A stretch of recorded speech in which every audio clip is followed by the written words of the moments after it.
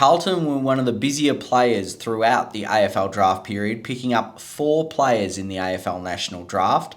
They started off on night 1 collecting Ollie Hollands, who was largely predicted to head to the Blues as a Blue Bagger supporter growing up. Michael, what did you make of that selection? As a Blue Bagger myself, he's living my dream, so I was very happy with that. And he just perfectly fits a list need, doesn't he? I think Carlton, in general, and we'll get to it, covered that key list need really well, and Oliver Hollands, with his running capacity, sort of balances out the midfield long term with his ability to go on the outside, and he's flexible enough to play on flanks at either end of the ground. So really happy with that selection for the Blues.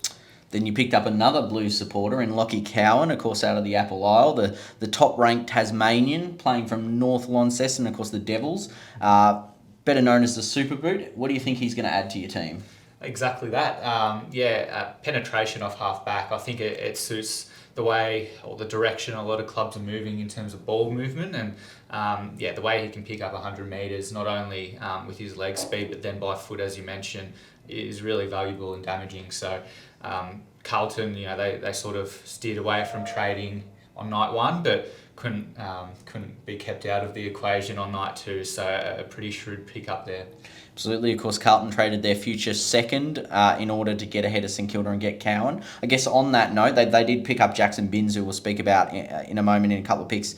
What did you make of that trade, and what did you feel happy you've given up that second round and now you've got the player you wanted? Yeah, I mean, you sort of can only pick what's in front of you, and it is difficult sometimes to sort of look ahead in crystal ball, I guess, what might be there at pick 30 next year. Obviously, it's been pegged as a pretty good draft, so that's perhaps why Collingwood would have been happy for the straight swap. But I think to bring in Cowan, to again suit that sort of list chasm and and get the list going in the right direction, it was I'm fine with that trade. And then to get Jackson Binns a couple picks later as that sort of wing half forward, really good stuff from the Blues. Yeah, hopefully for my sake, it's not pick 30. Hopefully it's a bit lower, but we'll see what happens. Of course, that's the dangers with, trading both ways. You could end up with a really high pick or a lower pick. So the last selection in the National Draft, Harry Lemmy, a key forward who went at pick 47, which we were sort of speaking off air, 12 months ago, if you'd said he was going at pick 47, you would have been laughed out of the room.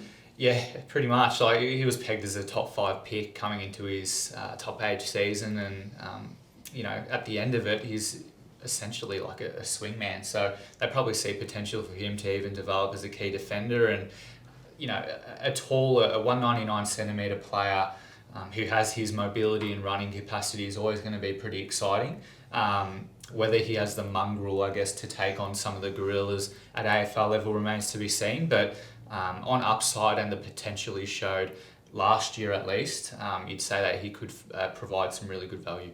And probably just on him finally, he's probably getting the best possible training, I guess, to play on those bigger players, obviously with Mackay and Curnow both in there at training. So do you think that'll help him potentially reach his potential, I guess? Yeah, 100%. I mean, you sort of iron... what's the phrase I'm looking for? I don't know. But iron sharpens iron. So... yeah, I mean, if he's going up against Jacob Wiedering and as you mentioned, Mackay and Curnow, that's only going to make you better. Yeah.